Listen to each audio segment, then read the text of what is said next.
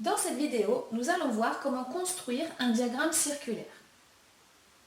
Pour construire un diagramme circulaire, on calcule les angles en degrés à l'aide d'un tableau de proportionnalité, puis on construit le diagramme avec le compas et le rapporteur. Par exemple, on a demandé à 40 personnes leur pointure de chaussures. On a obtenu les résultats suivants. Pour construire le diagramme circulaire qui correspond à cette situation, il faut déjà calculer les angles en degrés de chaque secteur du diagramme. Ce qu'il faut savoir, c'est que le diagramme circulaire en entier représente un angle de 360 degrés. Donc, on écrit 360 pour l'angle du total. Il ne reste plus qu'à faire des produits en croix pour calculer les autres angles. 360 fois 6 divisé par 40 égale 54. Donc le secteur qui représente la pointure 37 mesure 54 degrés. 360 fois 8 divisé par 40 égale 72. Donc le secteur qui représente la pointure 38 mesure 72 degrés.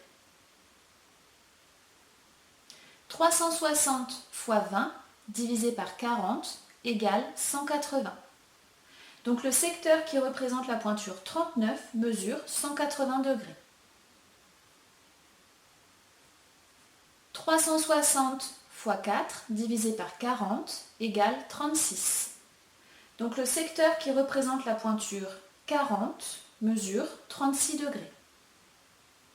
360 fois 2 divisé par 40 égale 18. Donc le secteur qui représente la pointure 41 mesure 18 degrés. Maintenant qu'on a calculé tous les angles, il ne reste plus qu'à tracer le diagramme circulaire avec le compas et le rapporteur. On trace en premier un cercle et on trace ensuite un rayon de ce cercle n'importe où.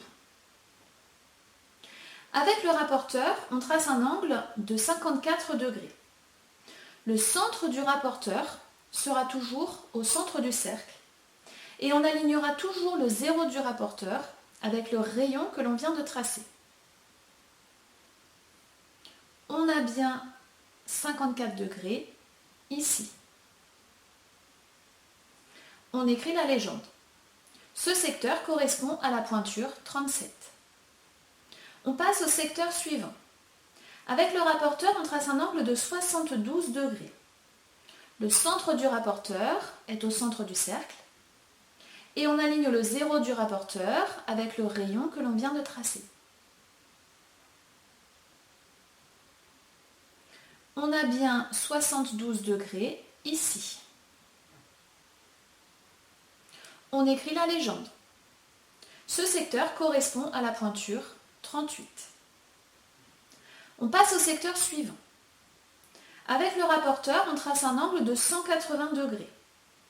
Le centre du rapporteur est au centre du cercle. Et on aligne le zéro du rapporteur avec le rayon que l'on vient de tracer. On a bien 180 degrés ici. On écrit la légende. Ce secteur correspond à la pointure 39. On passe au secteur suivant. Avec le rapporteur, on trace un angle de 36 degrés. Le centre du rapporteur est au centre du cercle. Et on aligne le zéro du rapporteur avec le rayon que l'on vient de tracer. On a bien 36 degrés ici. On écrit la légende. Ce secteur correspond à la pointure 40. Pour le dernier secteur, il suffit de vérifier qu'il y a bien un angle de 18 degrés ici. On écrit la légende. Ce secteur correspond à la pointure 41.